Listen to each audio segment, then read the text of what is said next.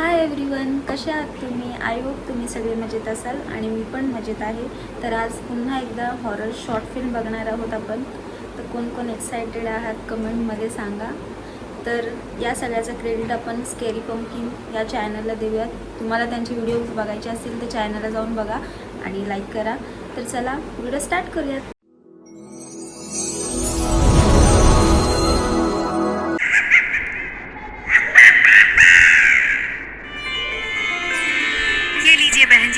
हम काली मंदिर से बहू के लिए ये धागा बनवा कर लाए हैं। हल्दी मेहंदी की रस्म के बाद आप उसे ये पहना देना। हमारे राजस्थान में ये मान्यता है कि कच्ची हल्दी की महक दुल्हन को कमजोर करती है। आप इस बात का ख्याल रखना। हल्दी की रस्म के बाद घर से बाहर न जाने देना बहू रानी को। आप चिंता मत कीजिए बहन जी, हम आज ही मेघा को ये धागा बांध देंगे। किसी की बुरी नजर नहीं पड़ेगी उस पर। आपकी अमानत बनकर रहेगी अब वो 5 दिन के लिए। सगाई के बाद मेघा की हल्दी और मेहंदी की रस्म हुई और फिर साहिल बारात लेकर उनके दरवाजे पर पहुंच गया। विदाई के बाद 8 घंटों का सफर है। अपने साथ सभी जरूरी चीजें रख ली थी ना तुमने?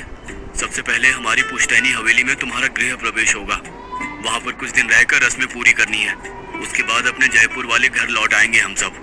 हाँ बाबा, सब रख लिया है मैंने, तुम बिल्कुल भी टेंशन मत लो।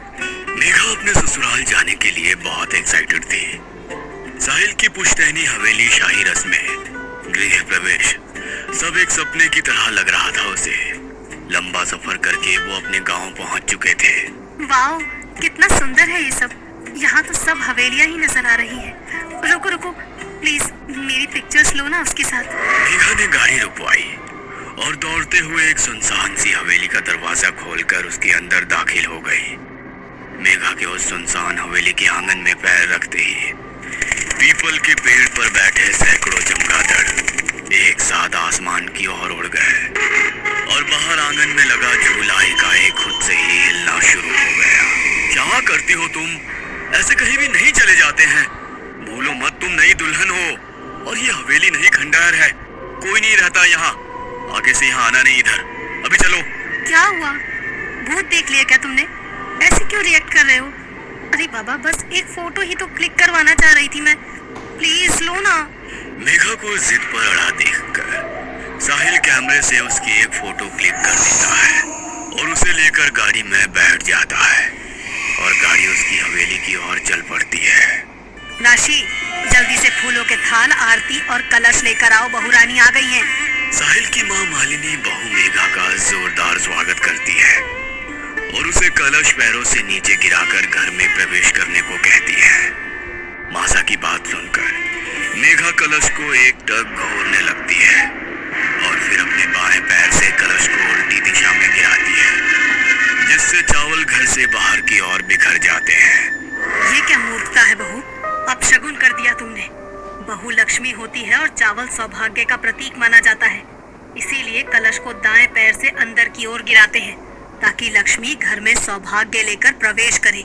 और तुमने घर की सुख समृद्धि को बाहर का रास्ता दिखा दिया। ऐसे उल्टी दिशा में कलश कौन गिराता है? अब मासा, जाने दो ना, गलती से हो गया इससे। ऐसी गलती कोई जानबूझकर थोड़ी करेगी। ये लंबा सफर करके थक गई है, इसे आदत नहीं है ना लंबे सफर की। साहिल के बचाव करने पर मासा चुप हो गई थी, लेकिन साहिल के साथ कमरे में अंदर जाते समय मेघा का मालिनी को देखकर मुस्कुराना उसे बहुत अखर गया था। जिस तरह से मुझे टेढ़ी नजरों से देखते हुए ये लड़की मुस्कुराते हुए अपने कमरे में गई है, इसे देखकर साफ पता चलता है इसने वो कलश गलती से नहीं बल्कि जानबूझकर ऐसे गिराया है। लेकिन बहू ऐसा क्यों करेगी? रह रहकर मालिनी के मन में बार बार बहू मेघा की वो रहस्यमयी सी हंसी और कलश का गिराना घूम रहा था। अगले दिन सुबह। साहिल, तुम जाओ, जाकर पंडित जी को लेकर आओ। कुछ रस्में करानी है और बहू को कहना जल्दी से तैयार हो जाए।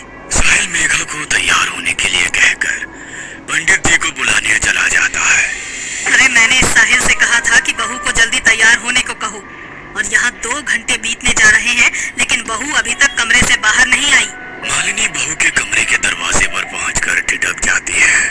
अंदर से मेघा के खिलखिलाने की आवाज सुनाई दे रही थी। देखो, कोई आ जाएगा, अभी तुम जाओ। यहाँ कोई मुझ पर नजर रखे रखता है। वैसे भी वो बुढ़िया बहुत घूरती है मुझे। ये साहिल तो घर से बाहर गया हुआ है, बहू बात किसके साथ कर रही है? मालिनी को कुछ समझ में नहीं आ रहा था। बिना कुछ सोचे वो दरवाजा खोलकर कमरे के अंदर दाखिल हो जाती है। अंदर कमरे में कोई नजर नहीं आ रहा था। पूरा कमरा खाली पड़ा हुआ था। अभी तो मुझे बातें करने की आवाज आ रही थी, इतनी जल्दी कहाँ गायब हो गई? मालिनी सोच ही रही थी कि तभी बाथरूम का दरवाजा खुलता है और मेघा अपनी साड़ी सही करती हुई बाहर आती है। अच्छा, तो अब ये दिखाने की कोशिश कर रही है कि ये बाथरूम में थी, लेकिन शायद उसे पता नहीं मैंने सब सुन लिया है। इससे सीधे सीधे पूछने का मतलब है ये साफ मना कर देगी। मुझे इस पर नजर रखनी होगी। मालिनी को बहू मेघा पर शक हो गया था और अब वो सारी बातें खुलकर जानना चाहती थी। कुछ ही देर में रस्में शुरू हो गई और सभी गृह प्रवेश की रस्मों में व्यस्त हो गए। अगले दिन, मेघा, ये कैसी महक है हमारे कमरे में? मुझे तो सांस लेने में भी मुश्किल हो रही है। सर भारी हो रहा है, लगता है अभी उल्टी हो जाएगी। अच्छा, मुझे तो ऐसा कुछ भी महसूस नहीं हो रहा। साहिल ने देखा कि मेघा के हाव भाव कुछ बदले बदले से नजर आ रहे हैं। वो बात कहते हुए एक बार भी साहिल को आंखों से नहीं देख रही थी। उसके चेहरे पर एक अजीब सी मुस्कान थी और वो लगातार अपनी लटों को उंगली में फंसाकर खुद में खोए हुए गुनगुना रही थी। मेघा, मेघा, कहाँ खोई हुई हो? साहिल के जोर से पुकारने पर मानो मेघा होश में आ गई थी। कुछ हुआ क्या अभी? साहिल को मेघा कुछ असामान्य लग रही थी, लेकिन अभी उसने उससे कुछ नहीं कहा। कुछ नहीं, एक कप चाय बना दोगी प्लीज? सर दुख रहा है। मेघा रसोई में जाती है और रसोई में खड़े साहिल के बड़े भाई को अपनी लाल लाल आंखों से अजीब तरह से देखने लगती है। क्या बात है मेघा, तुम ठीक हो? मेघा धीमे कदम बढ़ाते हुए विनय के नजदीक पहुंच जाती है, जिससे विनय बहुत अनकंफर्टेबल फील कर रहा था। ये लो, कुलदेवी का प्रसाद है, मैं वही देने के लिए यहाँ आया था। विनय प्रसाद जैसे ही मेघा के हाथ से छुआता है, वो एक दोहरी सी आवाज में चीख कर वहां से भाग जाती है। इससे पहले कि विनय कुछ समझ पाता, उसने देखा सामने से मेघा रसोई में आ रही है, लेकिन इस बार जेठ को रसोई में देख उसने पल्लू से सर ढक लिया था। माँ, आपको ये लड़की कुछ अजीब नहीं लगती? कभी पल्लू ठीक करती है, कभी आकर चिपकने लगती है, पता नहीं कैसे संस्कार है इसके। विनय अपनी माँ को रसोई में हुई घटना बताने लगता है। अरे एक नंबर की चरित्रहीन लड़की पल्ले पड़ गई हमारे। छी, तुझे आकर छूने की कोशिश कर रही थी। नई बहू की इस हरकत को जानकर मालिनी के पैरों तले जमीन सरक गई थी। पहले मैंने उसे कमरे में किसी से बात करते सुना, और अब ये घटना। कैसी सड़क छाप लड़की आ गई है इस घर में। मुझे नजर रखनी होगी इस पर, वरना खानदान की नाक कटवा देगी ये लड़की। आधी रात का समय था। मालिनी को अपने कमरे में ठंडक का एहसास होने लगता है, जिससे उसकी नींद टूट जाती है।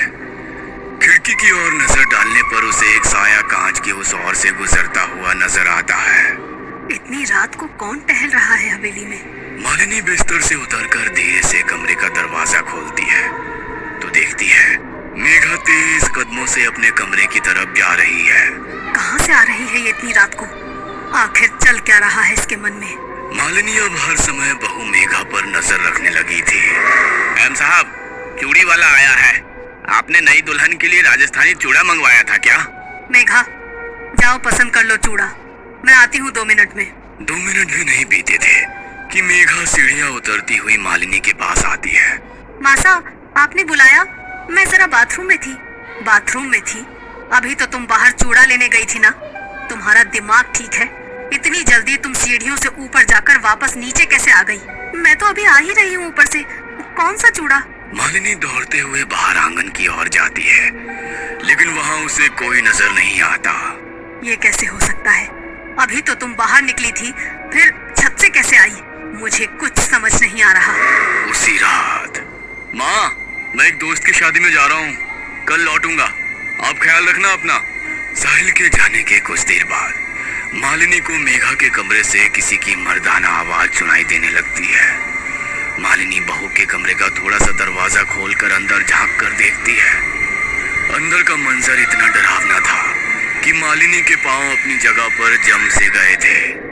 अंदर कमरे में सिर्फ मेघा थी और वो आराम कुर्सी पर दोनों पांव ऊपर करके सिमट कर बैठी हुई थी। कुर्सी लगातार जोर जोर से हिल रही थी। मेघा के मुंह से एक भयानक सा स्वर सुनाई दे रहा था, जैसे औरत और आदमी की आवाज एक साथ सुनाई दे रही हो। मेघा लगातार हंसती जा रही थी और टूटी फूटी उखड़ती सी बोली में अस्पष्ट सा कुछ बड़बड़ा रही थी। अचानक मेघा ने हंसना बंद कर दिया और गंभीर होकर झटके से दरवाजे की ओर देखा। मालिनी को ऐसा महसूस हुआ जैसे मेघा ने उसे देख लिया है, इसलिए वो तुरंत 2 कदम पीछे हट जाती है। ये क्या था? क्या हो रहा है इस लड़की को? मुझे यहाँ से चलना चाहिए। साहिल भी घर में नहीं है। मुझे कुछ ठीक सा महसूस नहीं हो रहा। मालिनी नीचे आकर अपने कमरे का दरवाजा बंद कर लेती है, लेकिन रह रहकर उसे बहू का वो हंसना और खुद को घूर कर देखना याद आ रहा था। मालिनी अपने कमरे में बिस्तर पर सिमटी बैठी थी कि तभी उसके दरवाजे पर दस्तक हुई। इतनी रात को कौन आया होगा? घर में तो बस मेघा और मैं ही हैं। दरवाजे पर होती दस्तक लगातार बढ़ती जा रही थी, जिसके कारण मालिनी पसीने पसीने हो रही थी। कुछ देर बाद दरवाजा पीटने की आवाज अपने आप बंद हो जाती है। लगता है मेघा अपने कमरे में चली गई है। एक बार जाकर देखती हूँ। मालिनी दरवाजे में बने होल से बाहर झांकने की कोशिश करती है तो उसे होल के ठीक सामने मेघा का सफेद पड़ा हुआ चेहरा नजर आता है, जिसे देखकर मालिनी एक बार फिर से पीछे हट जाती है। मालिनी के कमरे में अचानक ही जमीन पर खून से बने पैरों के निशान बनने लगते हैं और देखते ही देखते वहां से गायब हो जाते हैं। मालिनी को इतना समझ में आ गया था कि कुछ तो है जो उसे अपने होने का एहसास दिला रहा है, जो मालिनी को ये बताना चाहता है कि दरवाजा बंद कर लेने से वो उसे अंदर आने से रोक नहीं सकती। डर ने मालिनी के दिल और दिमाग को पूरी तरह से अपने कब्जे में कर लिया था। रात मानो सदियों से भी लंबी हो गई थी उसके लिए। किसी तरह रात बिताने के बाद अगली सुबह जब साहिल घर लौटता है तो मालिनी उसे काफी बेचैन महसूस करती है। क्या बात है बेटा? इतने परेशान क्यों नजर आ रहे हो? माँ, मेघा घर पर आ गई है क्या? अरे वो गई ही कहाँ थी जो लौट कर आएगी। मेघा के बारे में तो तू बात ही मत कर। जो मैंने कल रात देखा ना, अगर तुझे पता चला तो तेरे पैरों के नीचे से जमीन खिसक जाएगी। क्या बात कर रही हो? क्या देख लिया आपने कल रात ऐसा? मेघा कल रात घर में तो थी नहीं, फिर आपने देख क्या लिया? तेरा दिमाग तो खराब नहीं है। घर में नहीं थी तो कहाँ थी पूरी रात? घर में ही थी और क्या क्या किया है ना उसने कल रात में, वो सिर्फ मैं ही जानती हूँ। किसी तरह भगवान का नाम लेकर रात बिताई है मैंने। अरे माँ, आपके सामने ही ना कल मैं मेघा को अपने साथ शादी में लेकर गया था। पूरी रात वो मेरे साथ ही थी। फिर पता नहीं अचानक सुबह 4 बजे कहाँ गायब हो गई। मैंने उसका फोन भी मिलाया, लेकिन वो शायद अपना फोन घर पर ही भूल गई थी। जब काफी देर ढूंढने के बाद भी वो मुझे नहीं मिली तो मैं सीधा घर चला आया। ये सब क्या हो रहा है? क्यों हो रहा है? मुझे तो कुछ समझ में नहीं आ रहा। क्या सच है, क्या भ्रम है? मेरे दिमाग ने तो काम करना ही बंद कर दिया है। अरे तू तो अकेला शादी में गया था ना, और वो मेघा पूरी रात यहाँ घर में ही थी। मैंने अपनी आंखों से देखा उसे। उसके कमरे में वो पागलों की तरह हंस रही थी वो, और फिर उसके बाद आकर मेरे कमरे का दरवाजा पीटने लगी। जानवरों की तरह गुर्रा रही थी तेरी बीवी। मुझे तो ये सब कुछ और चक्कर लगता है। अगर तूने अपनी आंखों से देखा होता ना, तब तुझे समझ में आता कि मैं क्या कहना चाह रही हूँ। कैसी बेतुकी बात है। अरे एक ही इंसान एक ही समय में 2 जगह कैसे हो सकता है? ये सारी कंफ्यूजन मेघा के कारण ही हो रहा है ना। कहाँ है वो? उसी से पूछते हैं कि वो कल रात को कहाँ थी। कहीं ऐसा तो नहीं है इस घर में कोई मेघा का बहरूपिया घुसा है? कोई फिल्म चल रही है क्या यहाँ पर, जहाँ पर डबल रोल होंगे और वो हमारे घर में घुस आएगा? मेघा, कहाँ हो तुम मेघा? साहिल के बार बार मेघा मेघा चिल्लाने पर भी मेघा सामने नहीं आती। वो तो कोई जवाब ही नहीं दे रही है। कहाँ है वो? अरे अपने कमरे में है, और कहाँ जाएगी? देख बेटा, मैं तो तेरे कमरे में जाने वाली हूँ नहीं, तो खुद ही जा और अपनी आंखों से देख। माँ की बात सुनने के बाद साहिल तेज कदमों से सीढ़ी चढ़ते हुए अपने कमरे की ओर जाता है तो देखता है कि कमरे में रखी आराम कुर्सी लगातार हिल रही है। मेघा, मेघा। कमरे में जाकर साहिल के मेघा मेघा पुकारने पर लगातार हिल रही आराम कुर्सी अचानक से रुक जाती है। अरे कोई नहीं है ऊपर कमरे में, कमरा खाली पड़ा है और आप कह रही हैं कि वो कल रात भर से अपने कमरे में ही है। माँ, हमें मेघा को ढूंढना होगा। वो आखिर ऐसे अचानक से कहाँ गायब हो गई? मुझे कुछ भी समझ में नहीं आ रहा। कहाँ ढूंढूं, कहाँ जाऊं? अरे क्या जरूरत है अपशगुनी लड़की को ढूंढने की? मुझे तो लगता है वो इंसान नहीं, कोई चुड़ैल है। जिस दिन से ये इस घर में आई है उस दिन से कुछ न कुछ हो ही रहा है। पहले भी मैंने इसे एक ही समय पर 2 जगह देखा है। मैं तो कहती हूँ अच्छा है खुद ही चली गई, पीछा तो छूटा इस मुसीबत से। माँ, तुम ये कैसी बातें कर रही हो? मेघा मेरी पत्नी है और मैं उसे बहुत अच्छे से जानता हूँ। वो कोई चुड़ैल नहीं है। जरूर कुछ ना कुछ हो रहा है उसके साथ। मैं जा रहा हूँ पुलिस में रिपोर्ट लिखवाने, कहीं मेघा के साथ कुछ अनहोनी ना हो जाए। अरे पुलिस में रिपोर्ट लिखवाने से कुछ नहीं होगा। मेरे साथ पहाड़ी वाले बाबा के पास चलो, अब वही कोई उपाय बताएंगे। मुझे तो ये कुछ और ही चक्कर लग रहा है। मालिनी और साहिल पहाड़ी वाले बाबा के पास जाते हैं और उन्हें सारी समस्या सुनाते हैं। बाबा आंख बंद करके कुछ देर साधना में लीन हो जाते हैं। कुछ देर बाद, तुम्हारी बहू के पास समय बहुत कम है। कल अमावस्या की रात है।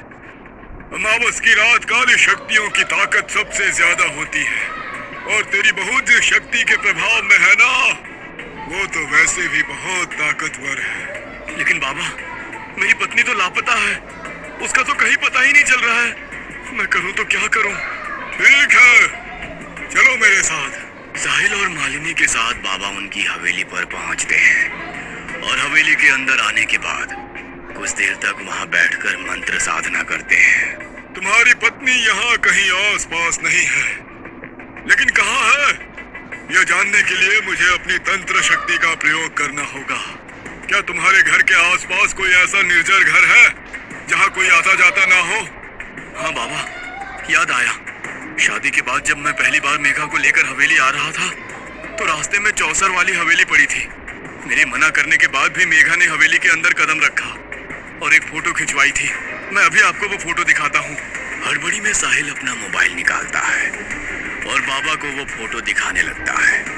फोटो में बाबा को मेघा के पीछे एक काली परछाई नजर आती है, जिसे देखकर साहिल, मालिनी और बाबा चौंक जाते हैं। अब तो आप लोग समझ ही गए होंगे ना कि पिछले कुछ दिनों से जो आपके घर में चल रहा था उसका कारण क्या था। कहाँ है वो हवेली? मुझे वहां लेकर चलिए। शायद आपके सारे प्रश्नों के उत्तर वहीं मिलेंगे। साहिल और मालिनी बाबा को उनके घर से कुछ कदमों की दूरी पर बने चौसर वाली हवेली में ले जाते हैं। पूरे गांव में ऐसी अफवाह थी कि हवेली में कुछ तो ऐसा है जिसके कारण वहां हर समय मनहूसियत पसरी रहती है। हवेली में रहने वाला परिवार बरसों पहले हवेली को वीरान छोड़कर यहाँ से पलायन कर गया था। बाबा, साहिल और मालिनी हवेली में पहुंचते हैं तो देखते हैं कि मेघा चौसर वाली हवेली में लगे झूले पर झूल रही है और लगातार हंसती ही जा रही है।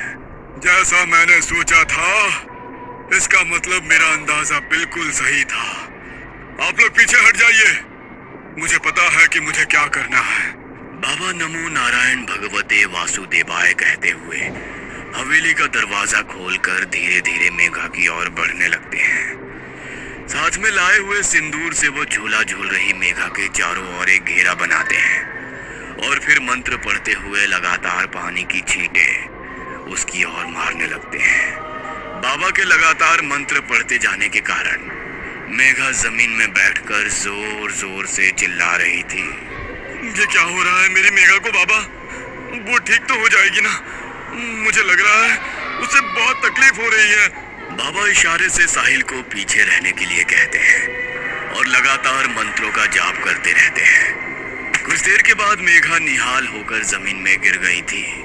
बाबा इशारे से साहिल को मेघा को उठाने के लिए कहते हैं। साहिल गोद में उठाकर मेघा को हवेली से बाहर निकल आता है।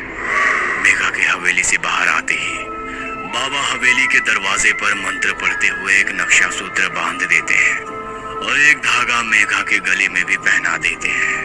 आपकी पत्नी अब खतरे से बाहर है, लेकिन ध्यान रहे, मेघा तो क्या गांव की कोई भी महिला इस हवेली के आसपास ना आने पाए। जानना नहीं चाहोगे कि आखिर तुम्हारी पत्नी के साथ क्या हुआ था? इस हवेली में एक शक्तिशाली जिन्न का साया है। आपका समय अच्छा था जो सही समय पर मैं आपको मिल गया, वरना बहुत बड़ा अनर्थ हो जाता। इतने दिनों से जो आप लोगों को भ्रमित करके भटक रहा था, वो एक जिन्न था जो आपकी बहू को अपने साथ ले जाना चाहता था। आप शायद जानते नहीं, जिन्न बहुत शक्तिशाली होते हैं। एक बार किसी के पीछे पड़ जाए तो फिर आसानी से उसका पीछा नहीं छोड़ते। साहिल मेघा को लेकर अपने घर लौट आया था और इधर चौसर वाली हवेली में लगा झूला एक बार फिर से हिलने लगा था। माय गॉड, खूप इंटरेस्टिंग होती स्टोरी, मला तर खूप आवडली. आणि तुम्हाला अशा हॉरर शॉर्ट फिल्म्स आवडत असतील तर मला नक्की कमेंट सेक्शनमध्ये सांगा. आणि माझ्या चॅनलला नवीन असाल तर सबस्क्राईब करायला विसरू नका. लवकर जाऊन सबस्क्राईब करा. आणि जे मला आधीपासून बघतायत त्यांनी व्हिडिओला लाईक करा, कमेंट करा आणि शेअर करा. तर भेटूयात अशाच पुढच्या नवीन व्हिडिओमध्ये. बाय.